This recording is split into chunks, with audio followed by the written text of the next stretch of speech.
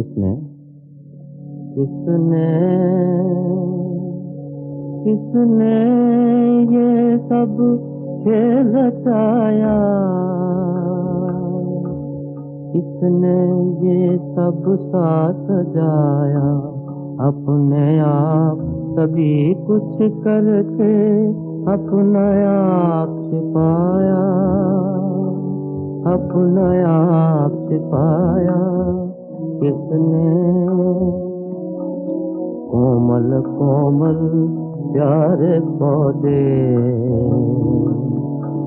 कोमल कोमल प्यारे पौधे, धान पान मतवारे पौधे, इनके ऊपर आकर चिढ़ती रंग रूप की माया, इनके ऊपर आकर चिढ़ती रंग रूप की माया। अपने आप सभी कुछ करके अपना आप छिपाया, अपना आप छिपाया। किसने अंधेरे में सोते थे ये, बिल्कुल बेसुध होते थे ये, अंधेरे में सोते थे ये, बिल्कुल बेसुध होते थे ये। नींदपुरी के मधुमातों को नींद से आन जगाया, नींदपुरी के मधुमातों को नींद से आन जगाया। अपने आप सभी कुछ करके अपना आप छिपाया, अपना आप छिपाया। किसने हरा भरा गुलजार खिला है, सरसों का संसार खिला है,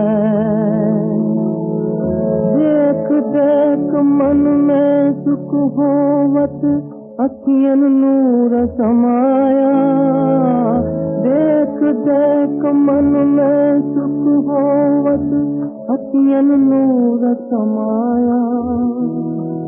अपने आप सभी कुछ करके अपना आप छिपाया, अपना आप छिपाया। किसने किसने ओम शांति 30/12/2023 प्रातः मुरली। ओम शांति। बाप दादा मधुबन। बाबा आज कह रहे हैं, मीठे बच्चे, शुभ कार्य में देरी नहीं करनी है।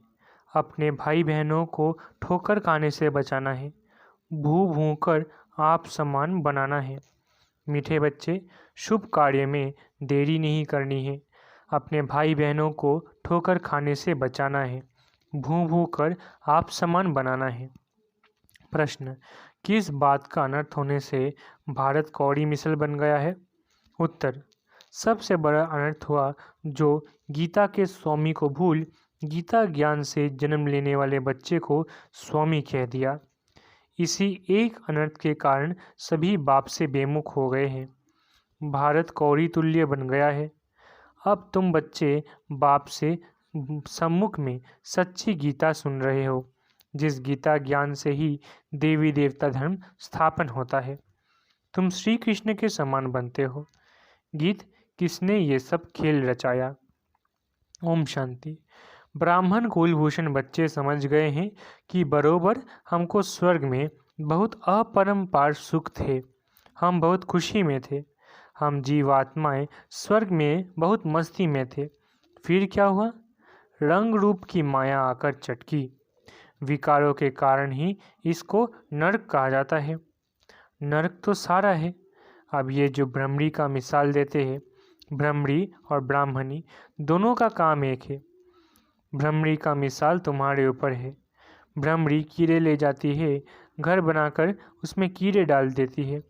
ये भी नरक है, सब कीड़े हैं, परंतु सब कीड़े देवी देवता धर्म वाले नहीं हैं। जो भी धर्म वाले हैं सब नरकवासी कीड़े हैं। अब देवी देवता धर्म के कीड़े कौन हैं ये कैसे पता पड़े कि ये ब्रह्मावंशी ब्राह्मणियाँ हैं जो बैठे भूं भूं करती है। जो देवता धर्म के होंगे वही ठहर सकेंगे, जो नहीं होंगे ठहरेंगे नहीं। नरकवासी कीड़े तो सभी है। सन्यासी भी यही कहते हैं कि नरक का ये सुख काग बिष्टा समान है।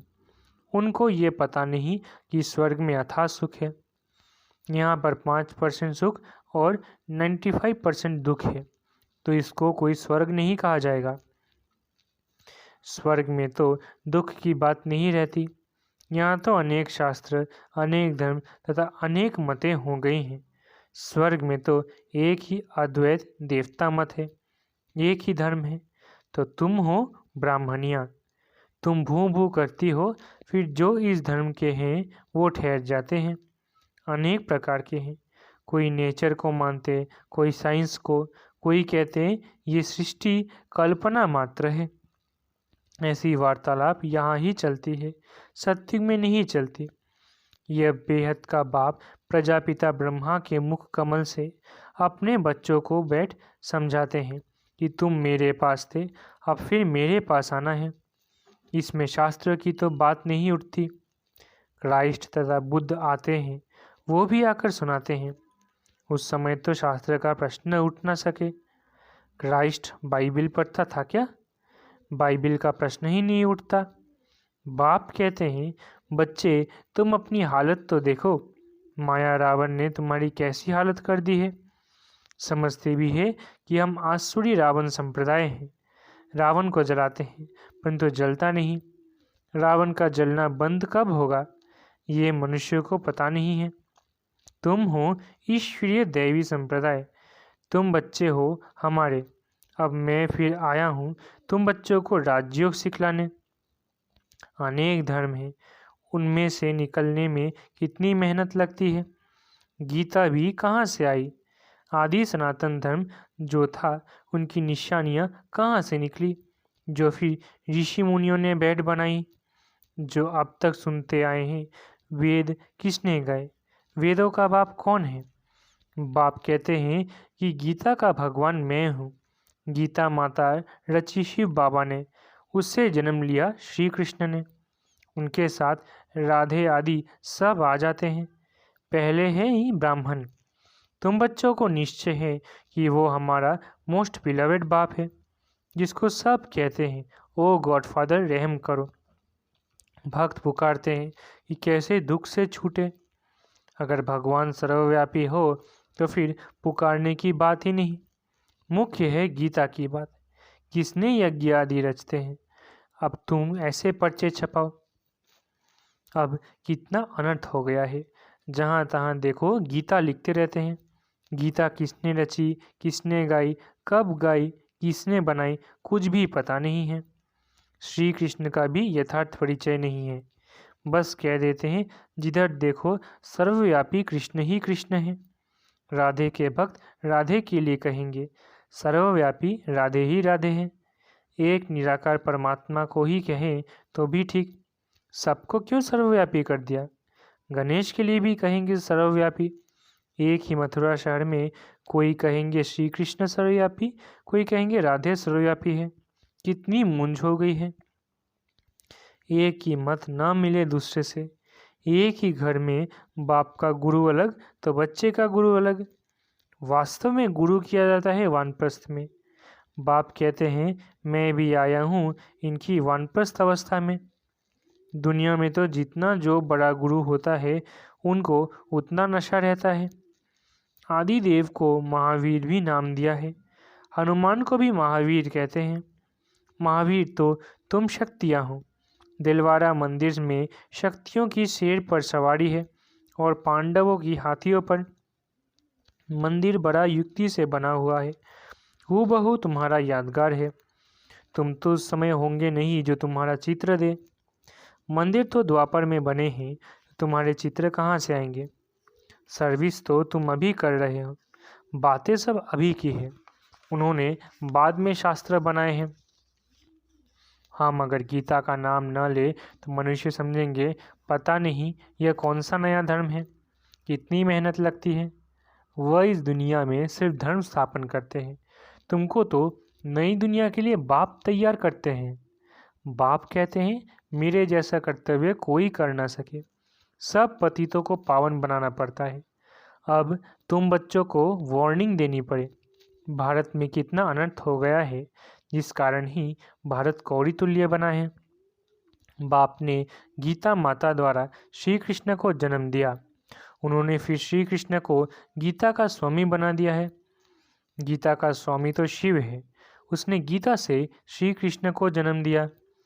तुम सब संजय हो, सुनाने वाला एक शिव बाबा है।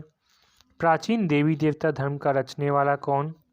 ये सब लिखने में बुद्धि चाहिए। गीता से हम जन्म ले रहे हैं, मम्मा राधे और ये फिर श्री कृष्ण बनेगा। ये गुप्त बातें हैं ना, ब्राह्मणों का जन्म कोई समझ ना सके। बात ही है श्री कृष्ण और परमात्मा की, ब्रह्मा, श्री कृष्ण और शिव बाबा। ये सब बातें गुहिया है ना। इन बातों को समझने वाला बड़ा बुद्धिवान चाहिए। जिनका योग पूरा होगा उनकी बुद्धि पारस बनती जाएगी, भटकने वाले की बुद्धि में ये ठहर न सके। बाबा तुम बच्चों को कितनी ऊंची नॉलेज दे रहे हैं। विद्यार्थी अपने बुद्धि भी चलाते हैं ना, तो अभी बैठकर लिखो। शुभ कार्य में देरी नहीं करनी चाहिए। हम सागर के बच्चे अपने भाई बहनों को बचाएं। बेचारे ठोकर खाते रहते हैं, कहेंगे बीके इतनी रड़ियाँ मारती हैं, कुछ तो बात होगी। लाखों पर्चे छपवा कर गीता पाठशालावादी में बांटो। भारत अविनाशी खंड है और सर्वोत्तम तीर्थ है। जो बाप सबको सद्गति देते हैं, उनके तीर्थ स्थान को गुम कर दिया है, तो फिर उनका नाम निकालना पड़े। फूल चराने लायक एक ही शिव ही है, बाकी तो सब व्यर्थ है। गीता पाठशालाएं बहुत हैं, तुम वेश बदल कर वहाँ जाओ, फिर भल समझे ये बीके होंगी। ऐसे प्रश्न कोई पूछ न सके। अच्छा, तुम समझते हो कि शिव बाबा ब्रह्मा तन से बैठ ये बातें समझाते हैं। जो बाबा स्वर्ग का मालिक बनाने वाला है वो भी आया हुआ है।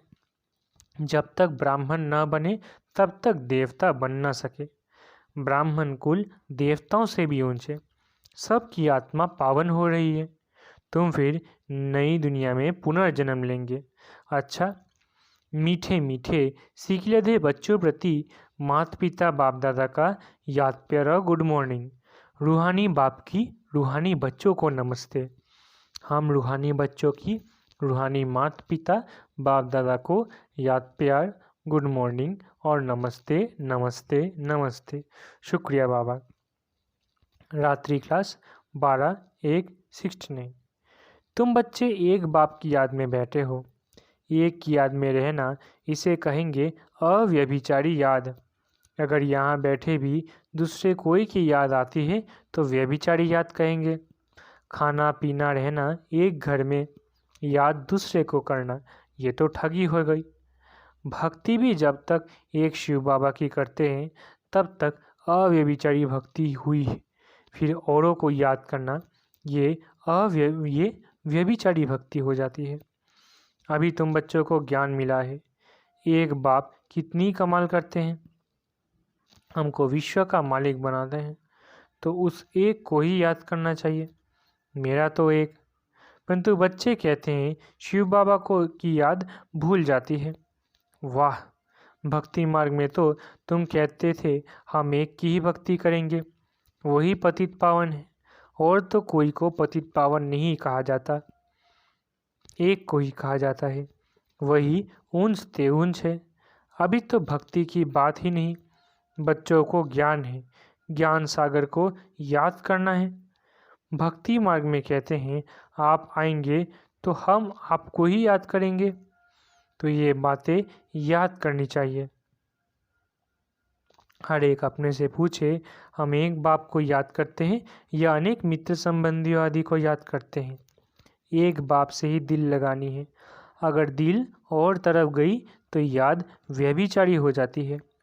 बाप कहते हैं बच्चे मामे कम याद करो।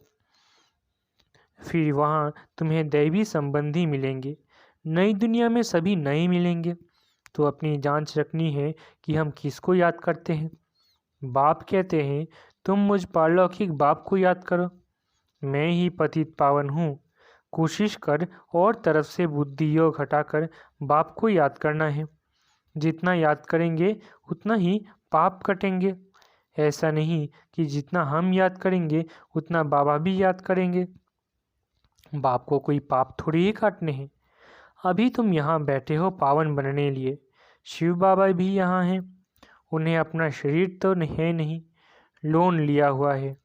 तुम्हारी बाप से प्रतिज्ञा की हुई है, बाबा आप आएंगे तो हम आपके बन नई दुनिया के मालिक बनेंगे। अपने दिल से पूछते रहो। ये तो जानते हो बुद्धि योग की लिंक घड़ी घड़ी बाप से टूट जाती है। बाप जानते हैं लिंक टूटेगी, फिर याद करेंगे, फिर टूटेगी। बच्चे नंबरवार तो पुरुषार्थ करते ही हैं। अच्छी रीति याद में रहे तो इस डिनाइस्टी में आ जाएंगे। अपनी जांच करते रहो, डायरी रखो। सारे दिन में हमारा बुद्धियोग कहाँ कहाँ गया, तो फिर बाप समझाएंगे। आत्मा में जो मन बुद्धि है वो भागती है। बाप कहते हैं भागने से घाटा पड़ जाएगा। मुझे याद करने से बहुत फ़ायदा है, बाकी तो नुकसान ही नुकसान। याद करना है मुख्य एक को। अपने ऊपर खबरदारी रखनी है। कदम कदम पर फ़ायदा, कदम कदम पर घाटा। 84 जन्म देहधारियों को याद कर घाटा ही पाया। एक एक दिन होकर 5000 वर्ष बीत गए, घाटा ही हुआ। अभी बाप की याद में रहे, फ़ायदा करना है। ऐसे विचार सागर मंथन कर ज्ञान रत्न निकालने हैं। बाप की याद में एकाग्रचित हो लगना है। कई बच्चों को कौड़ियाँ कमाने की चिंता रहती है। माया धंधे आदि के विचार ले आती है। धनवान को तो बहुत विचार आते हैं। बाबा क्या करे? बाबा का कितना अच्छा धंधा था, धक्के आदि खाने की दरकार ही नहीं थी। कोई व्यापारी आता था तो मैं पूछता था, पहले ये तो बताओ व्यापारी हो या एजेंट हो। हिस्ट्री। तुम्हें धंधा आदि करते बुद्धि का योग बाप से रखना है। अभी कलयुग पूरा हो, सतयुग आता है। पतित तो सतयुग में जाएंगे ही नहीं। जितना याद करेंगे उतना ही पवित्र बनेंगे। प्यूरिटी से धारणा अच्छी होगी। पतित न याद कर सकेंगे न धारणा होगी। कोई को तकदीर अनुसार समय मिलता, पुरुषार्थ करते हैं। कोई को समय ही नहीं मिलता, याद ही नहीं करते। जिसने जितनी कोशिश कल पहले की है उतनी करते हैं। हर एक को अपने से मेहनत करनी है। कमाई में घाटा पड़ता था तो आगे कहते थे ईश्वर की इच्छा। अभी कहते हैं ड्रामा। जो कल पहले हुआ है वो होगा। ऐसे नहीं अभी 4 घंटा याद करते हो तो दूसरे कल्प में जास्ती करेंगे। नहीं, शिक्षा दी जाती है। अभी पुरुषार्थ करेंगे तो कल्प कल्प अच्छा पुरुषार्थ होगा। तो जांच करो बुद्धि कहाँ कहाँ जाती है। मल युद्ध में बड़ी खबरदारी रखते हैं। अच्छा, रूहानी बच्चों को रूहानी बाप दादा का याद प्यार, गुड नाइट। हम बच्चों की रूहानी बाप दादा को याद प्यार और गुड नाइट। धारणा के लिए मुख्य सार। पहला, बुद्धिवान बनने के लिए याद से अपनी बुद्धि को पारस बनाना है। बुद्धि इधर उधर भटकानी नहीं है। बाप जो सुनाते हैं उस पर ही विचार करना है। दूसरा, भ्रमरी बन भूं भूं कर नरकवासी बने हुए कीड़ों को देवी देवता बनाने की सेवा करनी है। शुभ कार्य में देरी नहीं करनी है। अपने भाई बहनों को बचाना है। वरदान, समानता की भावना होते भी हर कदम में विशेषता का अनुभव कराने वाले विशेष आत्मा भव। वरदान, समानता की भावना होते भी हर कदम में विशेषता का अनुभव कराने वाले विशेष आत्मा भव। हर बच्चे में अपनी अपनी विशेषताएं हैं।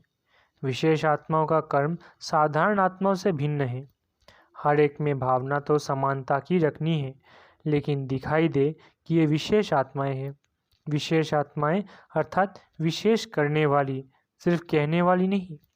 उनसे सबको फीलिंग आएगी कि यह स्नेह के भंडार है।